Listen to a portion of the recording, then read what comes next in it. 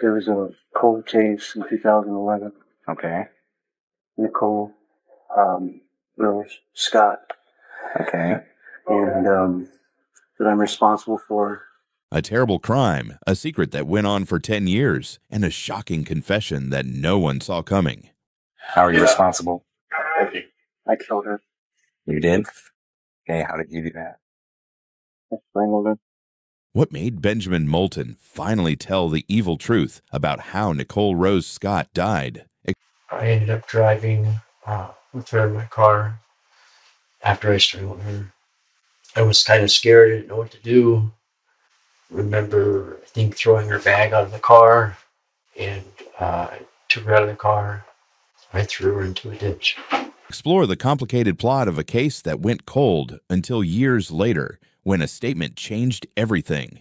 She was trying to get away. She was hitting me and started to tell me to stop, but I was squeezing her so tight. This is a story about broken hearts, truth, and the weight of sorrow that lingers. And choking her. How did you do? How did you choke her? My hands.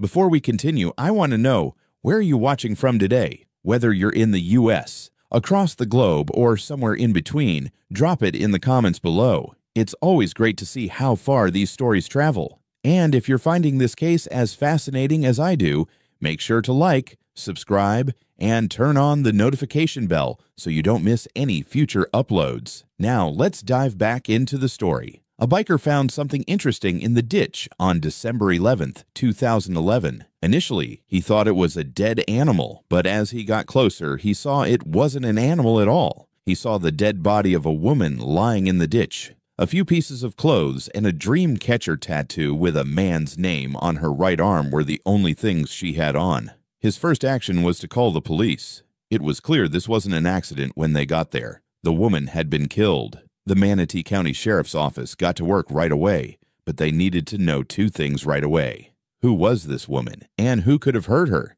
It would not take long to answer the first question, but a long time to answer the second one. It didn't take long to figure out who the victim was, thanks to current technology. Nicole Rose Scott, who was 29 years old, was the woman. To be sure she was who she said she was, investigators used a handheld fingerprint reader. Nicole's information came up almost right away because her prints were already on file. The group had a name now, but the real work had just begun. They had to figure out who killed Nicole. Nicole Rose Scott had a rough life. It turned out that she had been caught before, which is why her fingerprints were already in the system. People who knew her well said she was giving and kind, even though she had problems. She raised 3 kids by herself and loved them very much.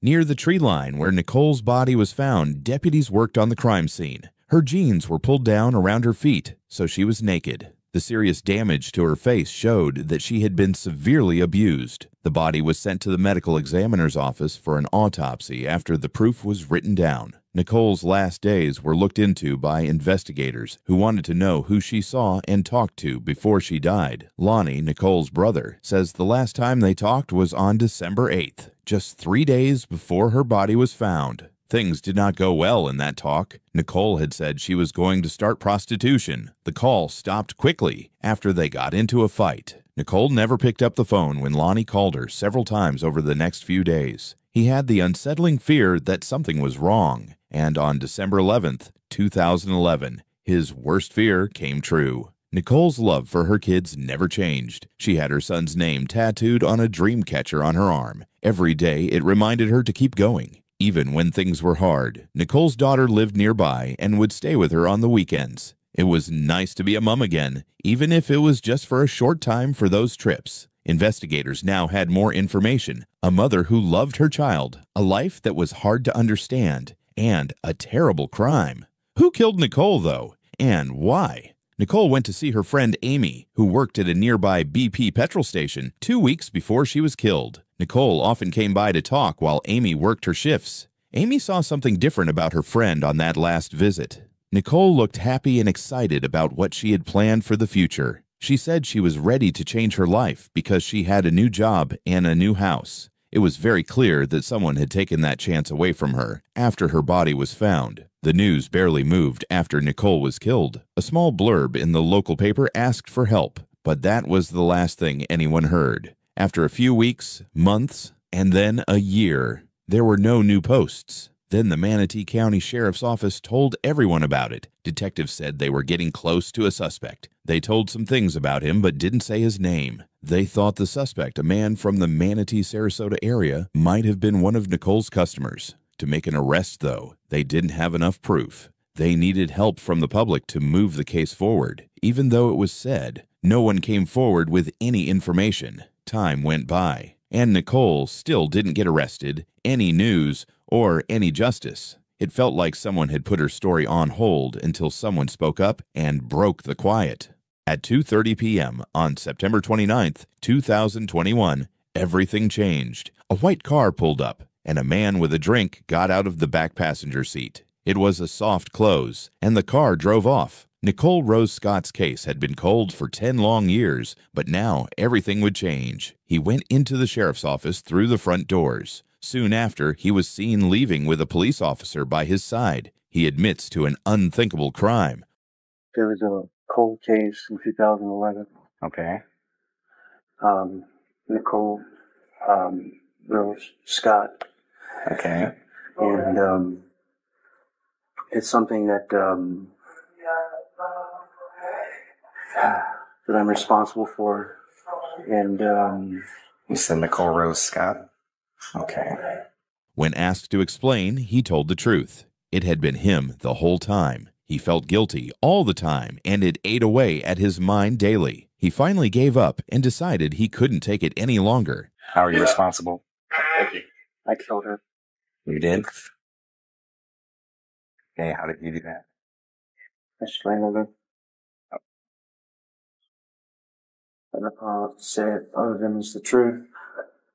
Wasn't in my right mind at the time, but it's something I've regretted for a very long time, and it's been weighing on my mind, and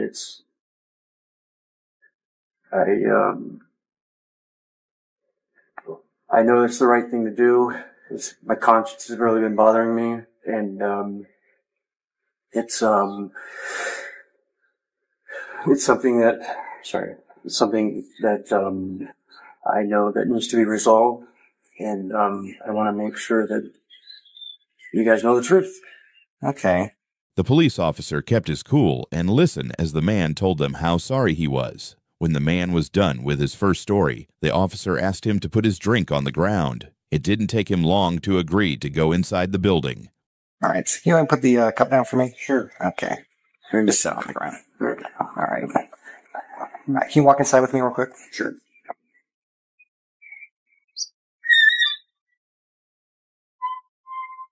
What came next would be the start of Nicole Rose Scott's justice. Okay, so I had this guy just confess to murder in the lobby. This guy right here? Yeah, so he says that he strangled a Nicole Rose. That's no cold case. You came there? Yeah. This guy right here. I don't know. He just told me that he strangled a Nicole Rose, so I just got them up for now. So you said that name was Nicole Rose Scott. Okay.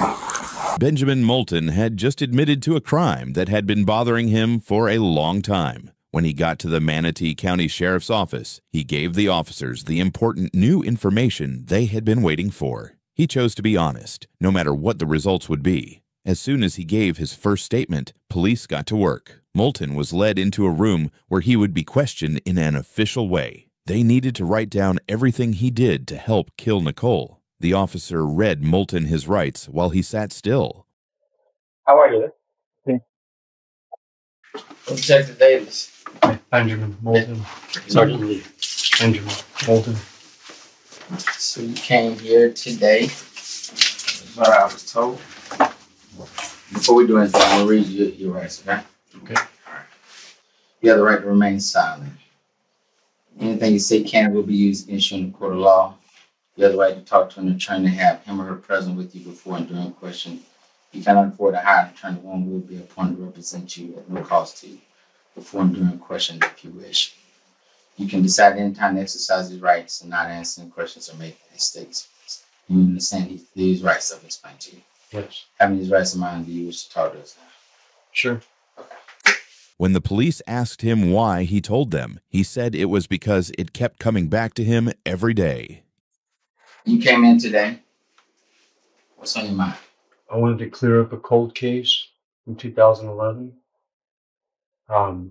Something that's been on my mind, and I wanted to clear it up because it's unresolved, but it's haunted me and bothered me, and I feel like it's the right thing to do. Okay. Tell us about it. Her name is Nicole Rose Scott. She was a prostitute. I didn't know her. I met her at a very bad time in my life, and I was using steroids and other drugs at the time. I wasn't in my right mind. Even so, he could clearly remember what happened that killed her. Now Benjamin was not only telling the truth about the crime, he was also ready to share the facts. Steroids? What kind of steroids were you taking? I went to a doctor off of Honor Avenue on the left-hand side before you reach um, Fruitville Road, and it was a little doctor office that was in amongst some like older residential housing. Okay. He bought steroids from this doctor who worked out of a small office in a private area. And it was a small little office, and he was like a diet doctor. And I met him. And I told him that I was having problems, and that I needed. I had some other friends that were using steroids, and they were kind of showing off a little bit. And Muscles? yeah, Okay. and so I wanted to get bigger. I asked him, and he sold it to me. He sold it. Sold me the steroids. The man didn't know much about drugs, though. He put them in my hips for more than 6 months. I don't know what kind they were. I don't know much about them. Honestly, I don't have a lot of knowledge about them. You have to give them to yourself? Yeah. In shots? Yeah. So you were on those steroids for, you think, 6 months, are you telling me? Or? Yeah. That day, no one knew Moulton was at the sheriff's office. He told the police that he took an Uber from his mom's house. Man, who have you told about this? How about, does anybody know you're down here today?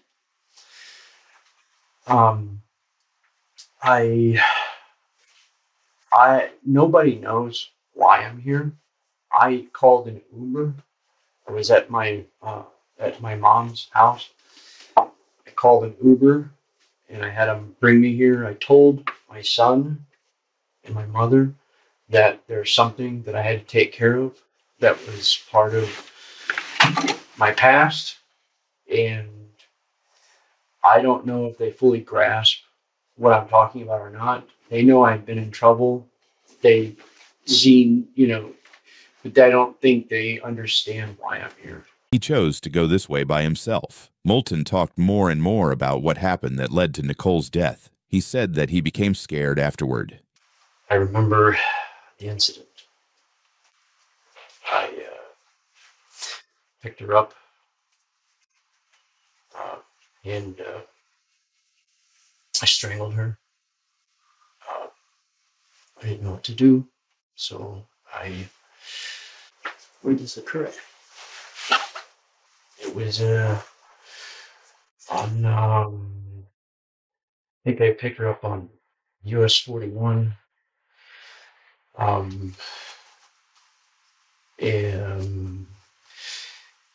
US 41. And I ended up driving with her in my car after I strangled her to University Parkway, I was kind of scared. I didn't know what to do. And remember, I think, throwing her bag out of the car, her purse out of the car. And I pulled over into a lot area, like an empty lot. And I took her out of the car and I threw her into a ditch. He finally left her body near the tree line where it was found days later. I drove down 41 to the University Parkway and took a right. They were by Sarasota right to the airport. And I drove down and I remember being scared and not knowing what to do and wanting to just undo what I did. And I couldn't undo what I did. So I pulled into the... But as Moulton talked, the officers knew they still had work to do. It was just the start of his confession. Now they had to find evidence to back up his story and put together the case that would finally bring Nicole Rose Scott justice. He couldn't fully explain what happened from the thought to hire her to something else. Nicole hadn't said much on the drive. There wasn't any disagreement or trouble. Do you remember where you strangled her at? It was in, I think it was in Sarasota, or it could have been Bradenton, where I picked her up at. I think I picked her up in Bradenton area. So let me ask you something. Was there an argument that took place? Anything that happened that caused this? No. She didn't know me. I didn't know her. Okay. It was, I just happened to pick her up. I was really out of my mind. I wasn't crazy. I wasn't thinking right. I wasn't using good judgment. There was no argument. Ben drove around randomly until he got to University Parkway with Nicole's body in the car. The area, which is now full of busy malls, used to be empty and wooded. So tell me about this place where you dropped her off. It was a lot that was it was on University Parkway, right where the I think where the UTC Town Center, the mall sits now. I think it was in that area, University and University. I'm trying to picture the. How'd you pick that area? I just drove and it was dark and it was woodsy and I didn't pick it necessarily. I didn't have a predestination. Okay. It was just it was an area that I found myself in. Benjamin took Nicole's body from the car and threw her bag out the window. He tried to forget about the time he choked her for years, but the image stuck with him. Me choking her. How did you choke her? My hands. It's really hard to talk about. I know you need the details. What you can remember of it. I remember her face vividly. I can't take it back, but I can do what's right and tell you guys what happened. And then there's no defense for it. Really. It's what it is. I did it. You've been holding this a long time, haven't you? Since 2001. He has been troubled by the sight of her face ever since. Benjamin talked about the day before the crime, which began with a home fire. Tell me, can you walk through the day prior to picking her up? You remember what you did that day? I remember having a bonfire with my son and his girlfriend in the field and having maybe a few drinks. How old was your son then? He was 17, maybe 16, 17. Okay. Had a few drinks. Did you take steroids that day? Yeah. So steroids on top of alcohol? Yeah, I'd been taking them. Benjamin left the house that night with only a vague idea of what he was going to do. He knew he was going to look for a prostitute, but even he wasn't sure what else he was up to. At the time, his emotions were all over the place, a mix of anger and hormones that weren't being controlled. I don't know what my expectation was. You know what I mean? Like, I know that I was raged up. I was riled. I was mad. I was a lot of things. Think you took it out on her? No, I did. Benjamin wasn't able to think straight. His stress level went up because of the drugs, and getting drunk made things worse. Nicole did not know how dangerous it was when he picked her up. So I know you said you just snap, right? So I'm you, okay? Were you talking to her? Y'all were talking? Yeah, she was next to me in the car. I was talking to her, and then she had no idea. I mean, like they say, you never know who you're gonna pick up. It's like exactly, or like you shouldn't get in the car with just anybody because you never know who you're gonna, right? Like you should never do that because I was a maniac. I guess I am a maniac. I don't know. I was a maniac. I am a maniac. It was just another ride for her. He thought it was the end. Benjamin's attack on Nicole wasn't planned ahead of time. There wasn't any disagreement or buildup. It just happened. He was behind the wheel, and she was in the passenger seat. So you're talking, all of a sudden, Yeah. like this? Yeah. Both hands? Yeah. And what was she doing? She trying to get... She was trying to get away. She was hitting me and started to tell me to stop, but I was squeezing her so tight. It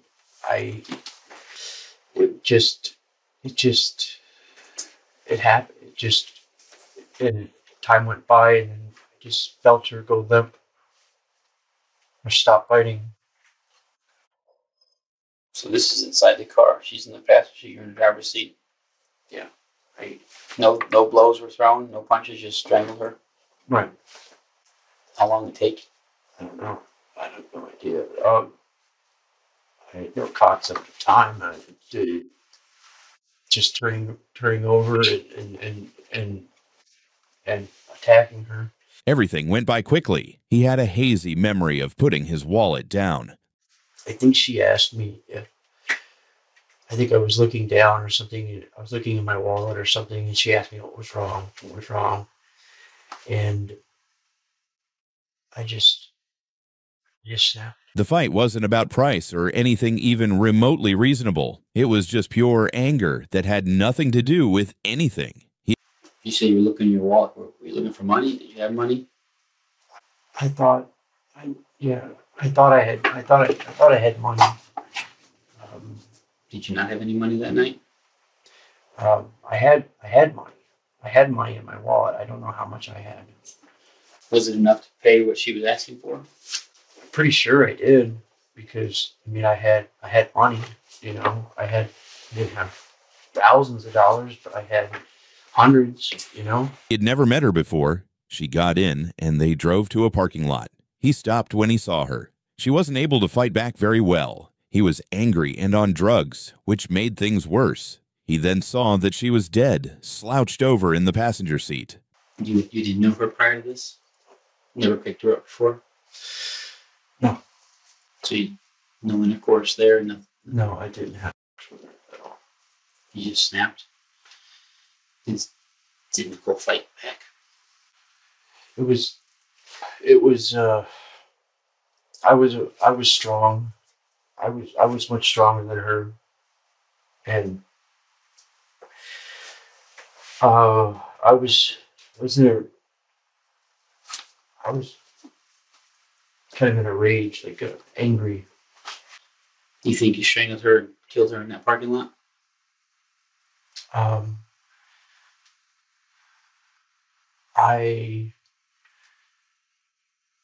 I think I did, yeah. Why do you think you did? Because I drove off and she was in my passenger seat, and she was slumped over. So I don't know if it was a tie or a belt or something, but I used it to make her sit up next to me. I don't even know why. But then his plans became clear. He drove, but he didn't know where to go. He quickly stopped and did something. He pulled her body to a nearby ditch. How long did you think you drove around? I don't know. It wasn't very long. It was maybe 5 minutes.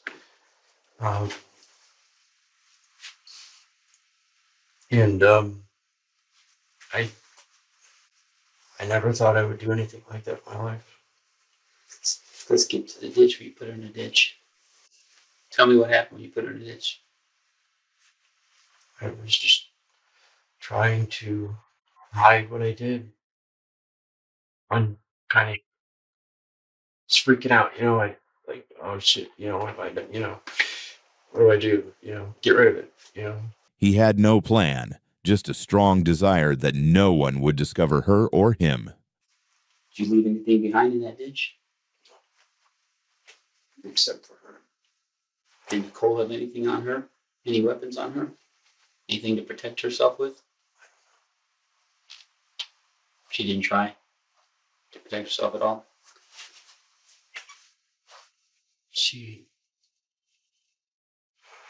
No, she didn't. A different story was found by investigators. The shoes, purse, and folding knife that Nicole was carrying were found just 3 feet away from her body. I do want to ask you about an article we found on the scene. And there was a knife under her body. Did you bring a knife with you that night? You think she had one with her? You remember undressing her? No, it was quick. Everything happened really fast. What time was this?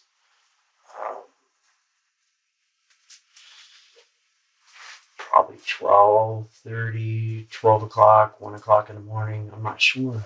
I really late. Nicole's family and friends waited for answers for almost 10 years, but it didn't surprise them when Benjamin Wade Moulton's name came up as her killer. They had thought for a long time that he was involved. A story about a pregnant prostitute who survived an attack was in the Sarasota Herald-Tribune on February 21st, 2012. 10 days before Nicole Rose Scott was killed, this event took place. The similarities were too much for Nicole's family to ignore.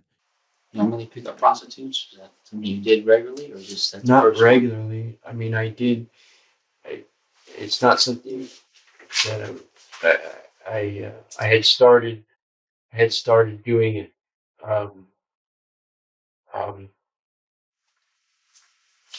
And I'd say for about this was for about 2 or 3 months, maybe. I was kind of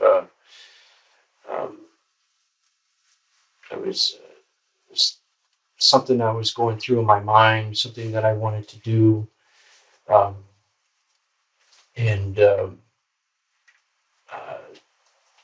and I had picked up a few other girls.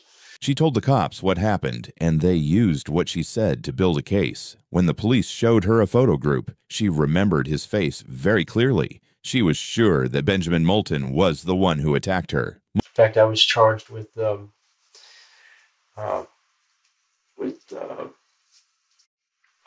in Sarasota for picking up a prostitute, and I spent.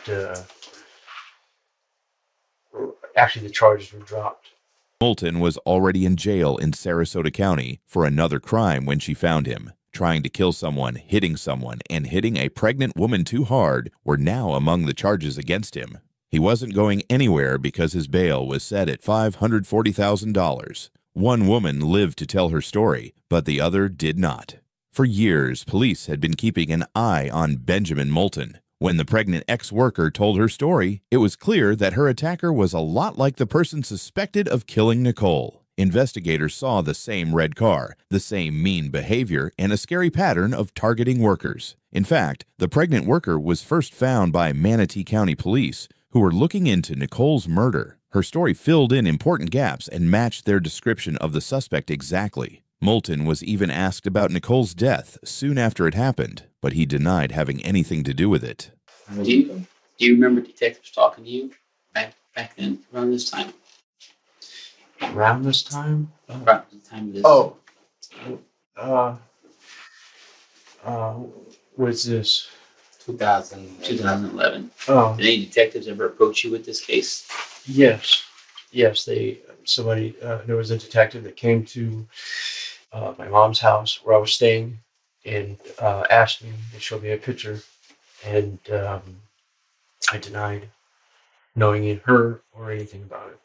The case stopped in 2011 because there wasn't enough proof. Investigators looked at dozens of places and followed every lead as they retraced Nicole's last days, but there were still holes. 2 or 3 days of her schedule were still missing. Police put up about 20 signs near where Nicole's body was found, begging for information in a last-ditch effort to bring the case back to life. A lot of them were taken down in just a few days. No new witnesses came forward, so it looked like someone didn't want the case to come up again. So you seen the newspaper that was the camp? I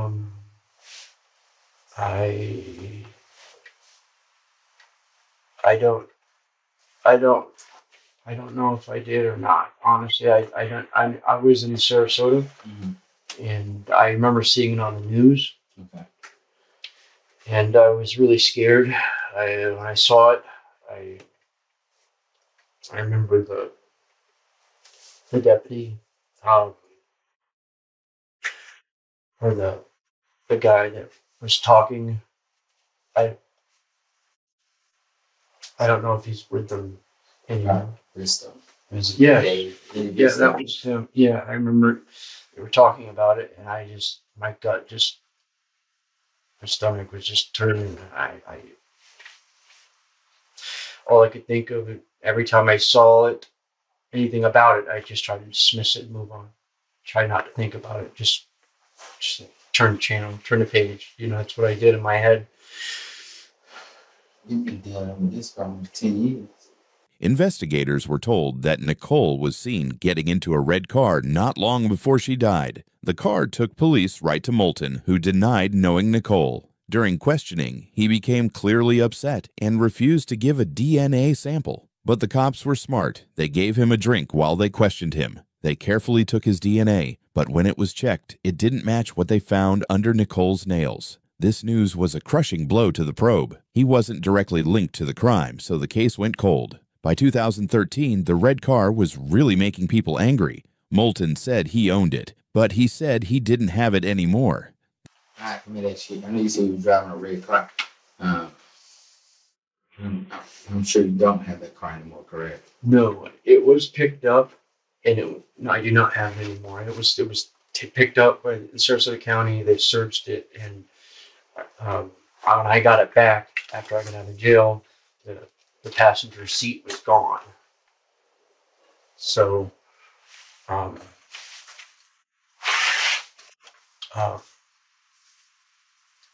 don't have it. I gave it to a girlfriend whom I think sold it. The case against Nicole's killer became less clear each day since the car was gone, and the DNA results were not clear. Investigators were sure Moulton was hiding something, but they didn't have any proof to back it up. The police asked him more questions and asked him if he had learned anything new about her since the event.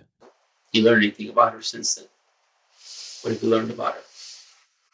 She had a child. That she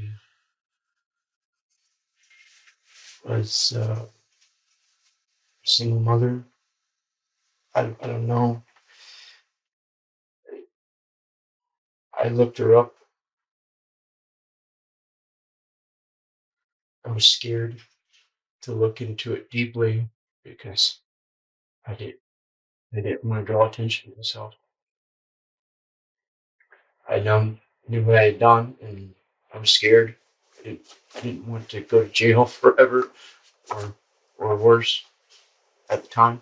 Nicole Scott held on tight to hope even though her life was full of rejection, abuse, and pain. Her kids were what drove her, and all she wanted was to be the mother she never had. But the fight uphill never stopped. She was often weak because of the pull of addiction and the hopelessness that came with it. Even though the odds were against her, she never gave up.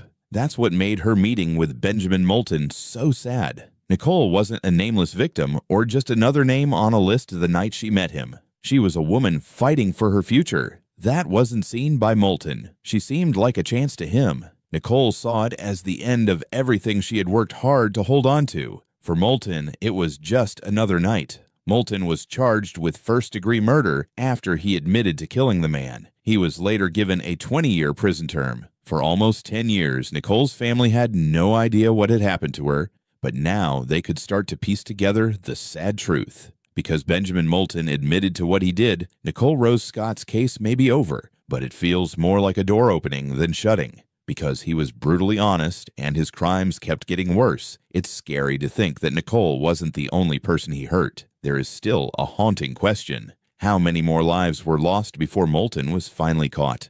Investigators have already hinted at links to other closed cases. Thank you for watching this chilling story unfold. What began as a routine investigation quickly spiraled into something far darker than anyone imagined. The truth the suspect was hiding not only stunned the officers, but left an unforgettable mark on the entire community. Cases like these remind us that evil can hide in plain sight, behind the most unsuspecting faces. If you found this case as disturbing as we did, don't forget to like, share, and subscribe for more true crime stories that expose the darkest corners of human nature. Until next time, stay safe, take care of each other, and I'll see you in the next video.